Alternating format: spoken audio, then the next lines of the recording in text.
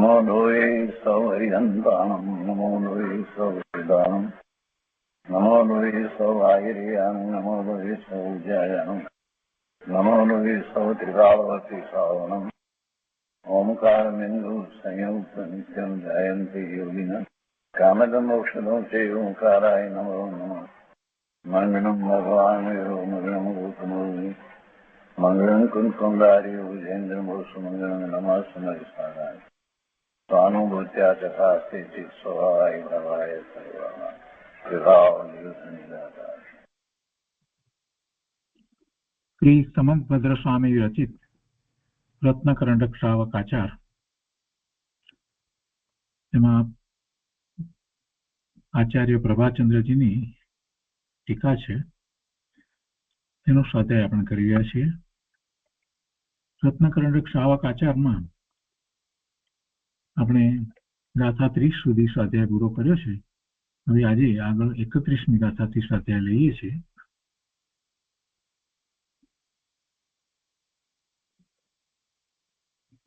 પ્રશ્ન કર્યો કે મોક્ષ માર્ગ તો રત્નત્રય સ્વરૂપ છે, તો પછી સૌથી પ્રથમ સમ્યક દર્શનના જ સ્વરૂપનું કથન કેમ કર્યું? એમ કહી અને સમ્યક દર્શનની મુખ્યતાની ગાથા કહે છે. શ્લોક 31. દર્શનમ જ્ઞાન ચારિત્રાત સાધનીમ ઉપાસનતે દર્શનમ કર્ણધારમ તન્મોક્ષ માર્ગે પ્રચક્ષતે.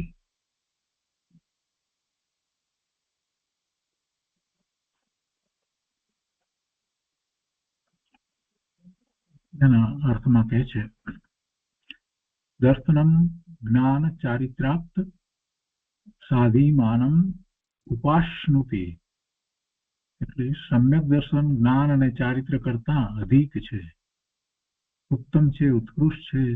તત દર્શનમ મોક્ષ માર્ગે કર્ણધારમ પ્રચક્ષતે, તેથી સમ્યક દર્શન મોક્ષ માર્ગમાં કર્ણધાર ખેવટીઓ કહેવાય છે. સમ્યક દર્શન જ્ઞાન અને ચારિત્ર કરતા અધિક છે, ઉત્તમ છે, ઉત્કૃષ્ટ છે, તેથી સમ્યક દર્શન મોક્ષ માર્ગમાં કર્ણધાર ખેવટીઓ કહેવાય છે. ઉમાસતીજી ભગવાને પણ સમ્યક દર્શન જ્ઞાન ચારિત્ર અને મોક્ષ માર્ગ કહ્યું. પહેલું સમ્યક દર્શન મૂક્યું. બધા જ પહેલું સમ્યક દર્શન મૂકે છે અને પછી જ સમ્યક જ્ઞાન સમ્યક ચારિત્રની વાત કરે છે ને. ટીકામાં પ્રભાચંદ્રજી કહે છે કે દર્શનમ સમ્યક દર્શન કરતા ઉપાસનું તે પ્રાપ્ત છે કોને? સમીચીનપણાને, ઉત્કૃષ્ટપણાને. કોનાથી? જ્ઞાન અને ચારિત્રથી. અર્થાત સમ્યક દર્શન સમ્યક જ્ઞાન અને સમ્યક ચારિત્ર કરતા ઉત્કૃષ્ટતાને પ્રાપ્ત છે. તેથી મોક્ષ માર્ગમાં, રત્નત્રયાત્મક મોક્ષ માર્ગમાં સમ્યક દર્શન કર્ણધાર, દર્શનમ કર્ણધારમ, કર્ણધાર અથવા પ્રધાન પ્રચક્ષતે કહેવાય છે.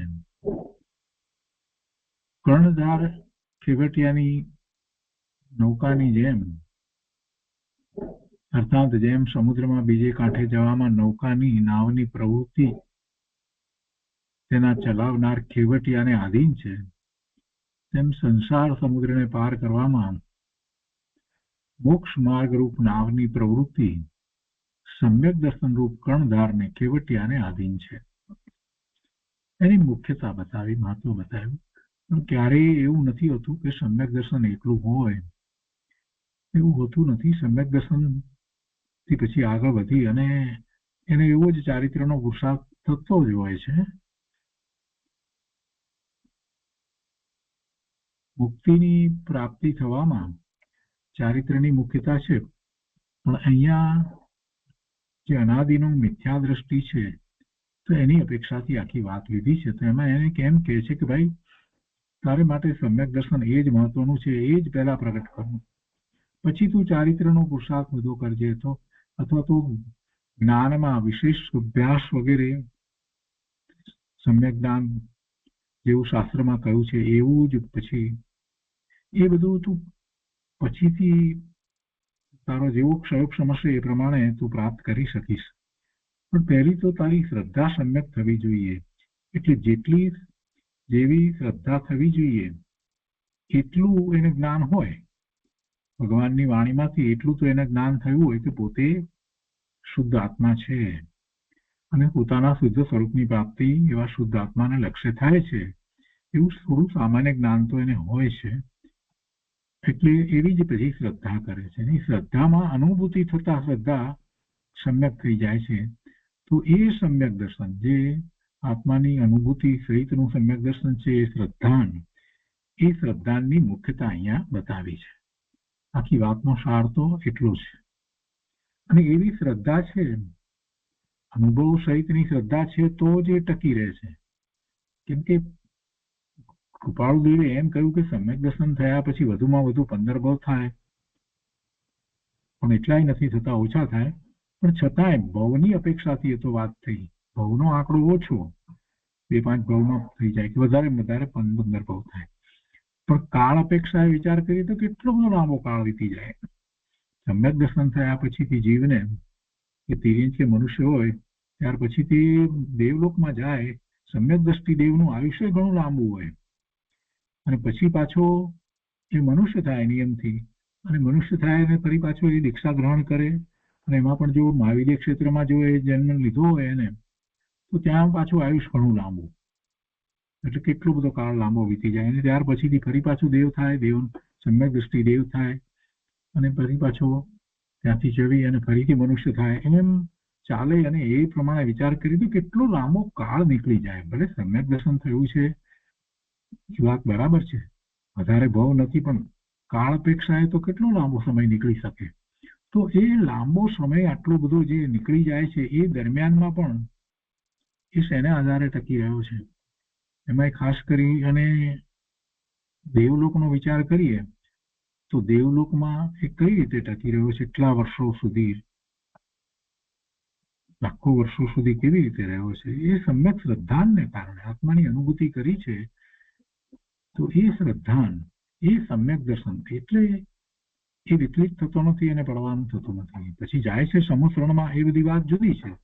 ભગવાનની વાણી સાંભળે છે અને ભગવાનના તીર્થંકર ભગવાનના બધા જન્મ કલ્યાણક વગેરે કલ્યાણકોમાં જાય છે, બધું બરાબર છે.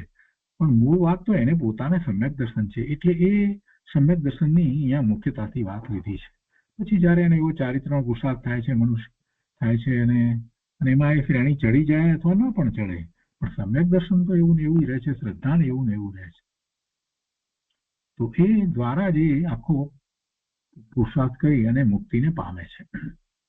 ભાવાર્થમાં કહે છે કે જેમ નાવની પ્રવૃત્તિ તેના ચલાવનાર ખેવટિયાને આધીન છે, અર્થાત નાવને સમુદ્રના અન્ય તટે લઈ જવામાં ખેવટીઓ જ મુખ્ય છે, તેમ સંસાર સમુદ્રને પાર કરવામાં મોક્ષ માર્ગ રૂપી નૌકાની પ્રવૃત્તિ સમ્યક દર્શન રૂપી ખેવટિયાને આધીન હોય છે.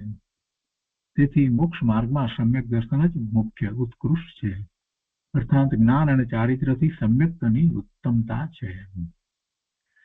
બહુ સરસ રીતે વાત મૂકી છે. એને આપણે જરાક એની અપેક્ષા સમજીએ તો આપણને ખ્યાલ આવે કે વાત બરાબર છે. અહીંયા પરિણામની વાત નથી લેવી. પરિણામની વાત લઈએ ત્યારે તો આપણે સમજીએ છીએ કે આત્માનું લક્ષ્ય કરતા સમ્યક દર્શન, સમ્યક જ્ઞાન, સમ્યક ચારિત્રના પરિણામ થાય છે. એ એક જ પર્યાય છે. એટલે પરિણામની વાત અહીંયા નથી લેવી. અહીંયા તો પ્રતીતિ શ્રદ્ધા જે છે એની અપેક્ષાથી વાત લીધી છે. વિશેષમાં કહે છે કે પંડિત દौलतरामजीએ 6 डाला કહ્યું છે કે मोक्ष महल की प्रथम सीढ़ी या विज्ञान चारित्रा सम्यकता न लहई सो दर्शन धारो धव्य पवित्र. ત્રીજી ઢાળ અને 17મી ગાથા.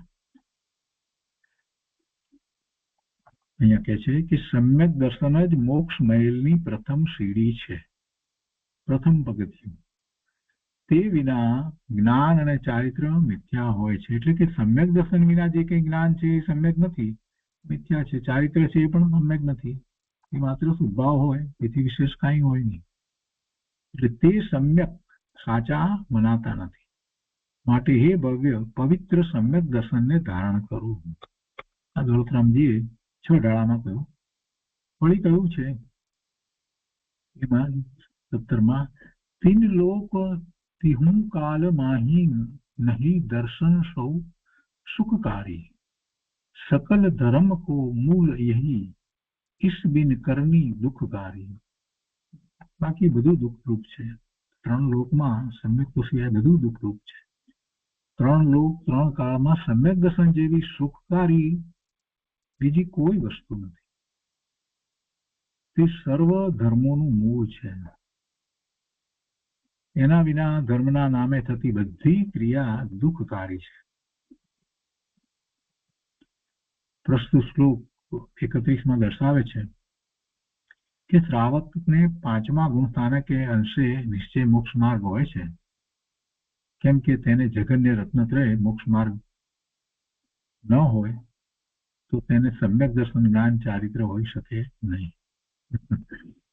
5મું ગુણસ્થાન આવે કેવી રીતે એમ કરીને વાત લીધી. બીજી રીતે સમજાયું કે 5મું ગુણસ્થાન આવે સમ્યક હોય તો નિશ્ચય મોક્ષ માર્ગ હોય છે, પ્રગટ થયો છે.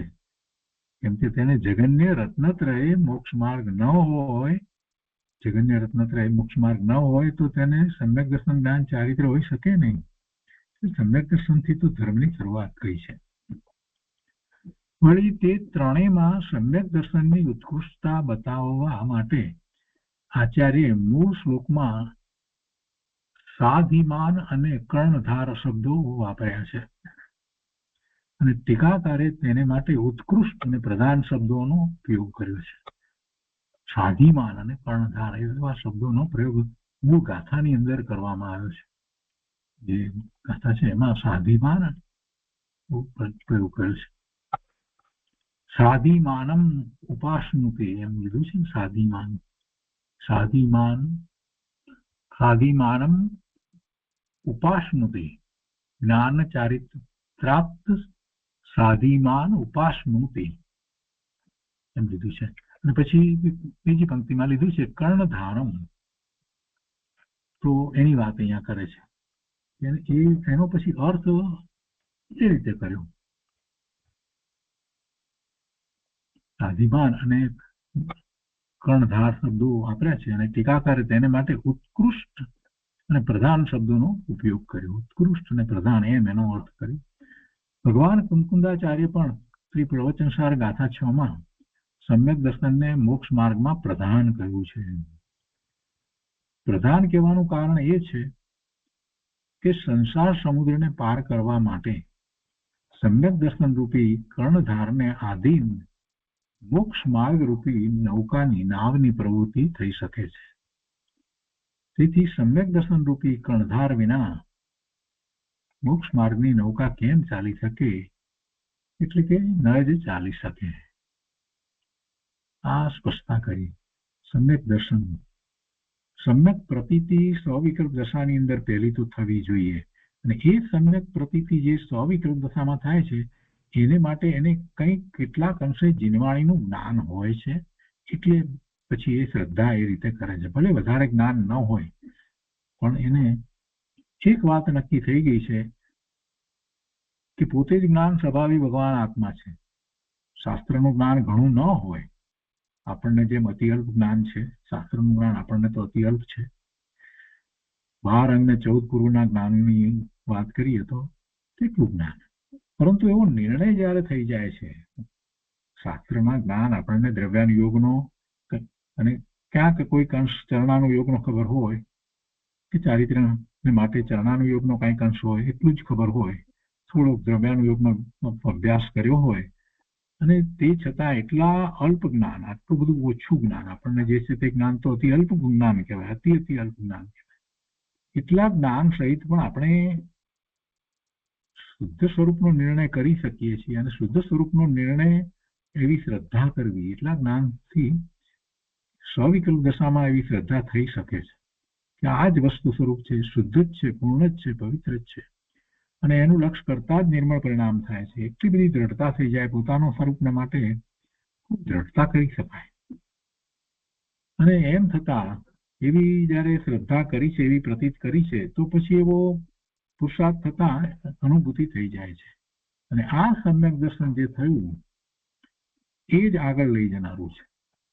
આગળ ચારિત્ર્યના પુરુષાર્થમાં લઈ જનારું એ છે. કેમ કે ચારિત્ર્યનો પુરુષાર્થ તો અપૂર્વ છે, બહુ મોટો પુરુષાર્થ છે. એ કોઈ સામાન્ય વાત નથી કે બધાને કેવળ જ્ઞાન થઈ જાય. ચારિત્ર્યનો પુરુષાર્થ તો અપૂર્વ છે.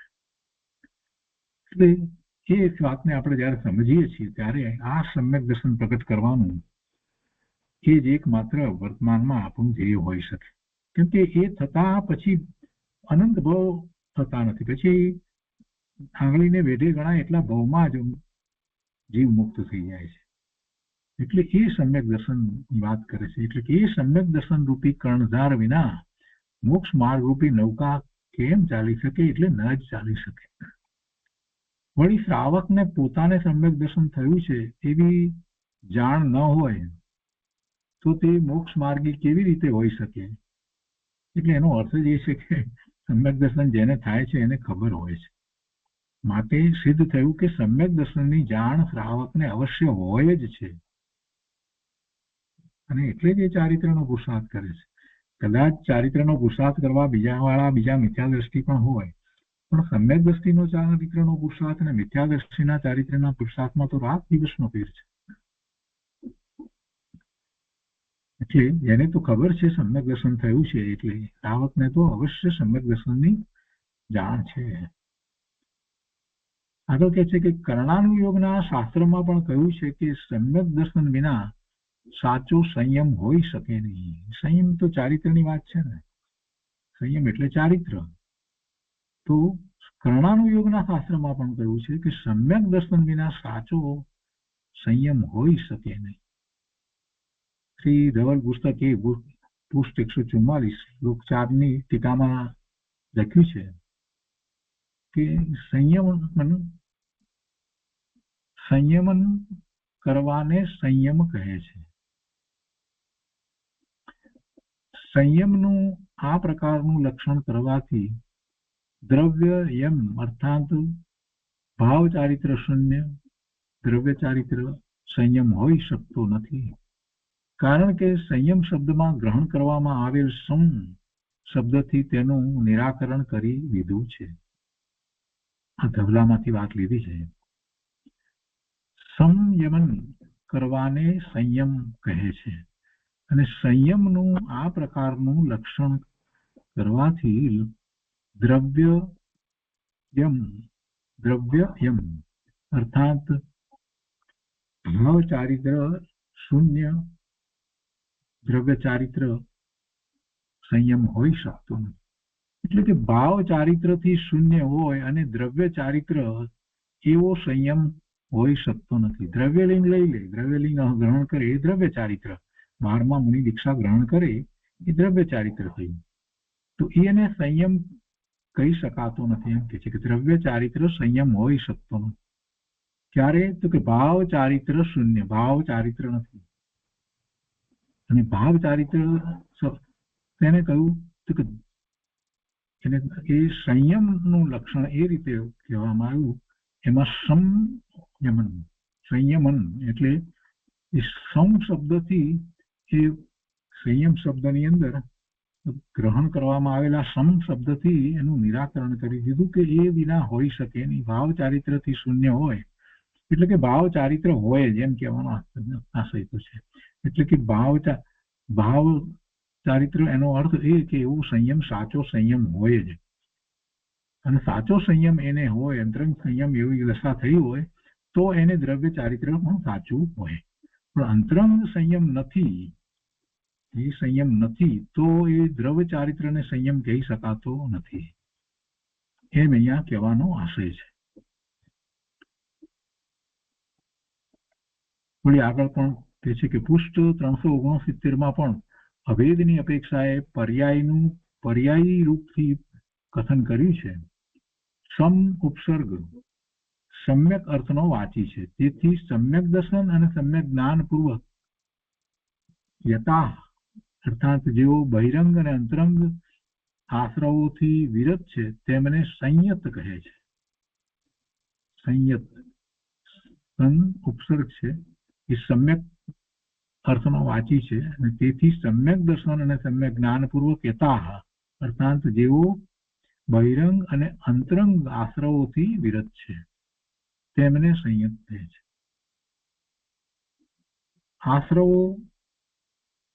આશ્રવોથી જે વિરત થાય છે એ કોણ છે? કોને આશ્રવ ન થાય? આશ્રવ સંવર સહિત હોય ના, આશ્રવ રહિત થાય તો સંવર થાય.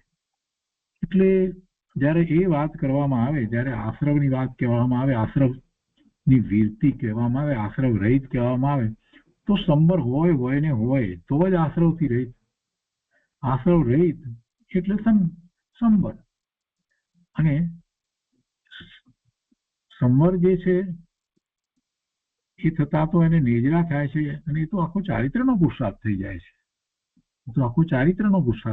છે. આમ નામ કોઈ કહે કે એમને આશ્રવ નથી થતા તો એમ આશ્રવ રહિત એમ વસ્તુ સ્વરૂપ નથી. આશ્રવ વીરતી જ્યારે વાત કરવામાં આવે તો આશ્રવની વાત કરવામાં આવે તો બહિરંગ અને અંતરંગ આશ્રવોથી વિરત છે એમ કહેવું. બહારમાં પણ ક્યાંય કોઈ રીતે નથી અને અંતરમાં પણ કોઈ રીતે થતું નથી એવી વીરતી છે ત્યારે એ આશ્રવોથી રહિત થાય છે. અને એ આશ્રવથી રહિત થવું એને સંયત કહે છે. એ સંયત છે એમ અહીંયા આ ધવલની અંદર વાત કરવામાં આવે. ધવલમાં બહુ સૂક્ષ્મતાથી બધા અર્થને કરવામાં આવ્યા હશે. ત્યાં દરેકે દરેક શબ્દ છે એની વિભક્તિ છૂટી પાડીને એ રીતે આખી વાત કરવામાં આવે છે કે શું કેવી રીતે છે. જેમ કે અહીંયા કહ્યું ને સમ ઉપસર્ગ સમ્યક અર્થનો વાંચી છે. તેથી સમ્યક દર્શન અને સમ્યક જ્ઞાનપૂર્વક યથા એટલે યથા તેઓ બહિરંગ અને અંતરંગ આશ્રવોથી વિરત છે એનો અર્થ એવો કર્યો છે. અને તેમને સંયત કહે છે. એ સંયમી છે, સંયત છે. પણ આખી વાતનો સાર તો એ છે કે સમ્યક દર્શન મૂળ વાત છે કે સમ્યક દર્શન સહિત હોય છે. એ વિના ચારિત્ર હોતું નથી. બાકી જે દ્રવ્ય ચારિત્ર કંઈક હોય તેને ચારિત્ર કહેવાતું નથી. ભાવ ચારિત્ર સહિત હોય અને ભાવ ચારિત્રનો અર્થ જ થાય છે સંયમ. અને એવો સંયમ જે ભાવ ચારિત્ર સંયમ જે છે એ સમ્યક દર્શન સહિત હોય છે. વળી ધવલ પુસ્તક 288 શંકા સમાધાન દ્વારા કહ્યું છે કે શંકા કરીને કે ચારિત્રથી શ્રુત જ્ઞાનની પ્રધાનતા કયા કારણથી છે? ચારિત્રથી શ્રુત જ્ઞાનની પ્રધાનતા કયા કારણથી છે એવું શંકા કરીને એના પછી ઉત્તરની અંદર વાત લીધી છે. કારણ કે શ્રુત જ્ઞાન વિના ચારિત્રની ઉત્પત્તિ હોતી નથી. તેથી ચારિત્રની અપેક્ષાએ શ્રુત જ્ઞાનની પ્રધાનતા છે. ચારિત્રની અપેક્ષાએ શ્રુત જ્ઞાનની પ્રધાનતા છે. એટલે ચારિત્રની અપેક્ષાએ જ્ઞાનની પ્રધાનતા બતાવી અને પછી જ્ઞાનથી આગળ બતાવ્યું તે શ્રદ્ધાની પ્રધાનતા બતાવી. એટલે પહેલું સમ્યક દર્શન, પછી સમ્યક જ્ઞાન અને સમ્યક ચારિત્ર. આ જ ક્રમમાં બોલાય છે, કહેવાય છે, એમ જ હોય છે.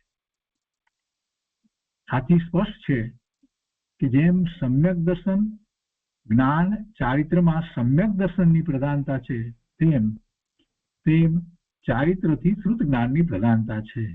એ પહેલા જે વાત કરી એની શંકા જે લીધી અહીંયા ધવલમાંથી વાત લીધી આ 288 તો એમાં તો એમને તો વાત આ કરવી હતી કે ચારિત્રથી શ્રુત જ્ઞાનની પ્રધાનતા. એટલે શ્રુત જ્ઞાનની એટલે કે સમ્યક જ્ઞાન છે એમાં શ્રુત જ્ઞાન. કારણ કે શ્રુત જ્ઞાન વિના ચારિત્રની ઉત્પત્તિ હોતી નથી ને શ્રુત જ્ઞાનમાં જ એ સમ્યક જ્ઞાન જે છે એ શ્રુત જ્ઞાન છે. એટલું જ્ઞાન શ્રુત જ્ઞાન રૂપે એનો જ્ઞાનનો ઉઘાડ છે પણ એ જ્ઞાન એનું સમ્યક છે.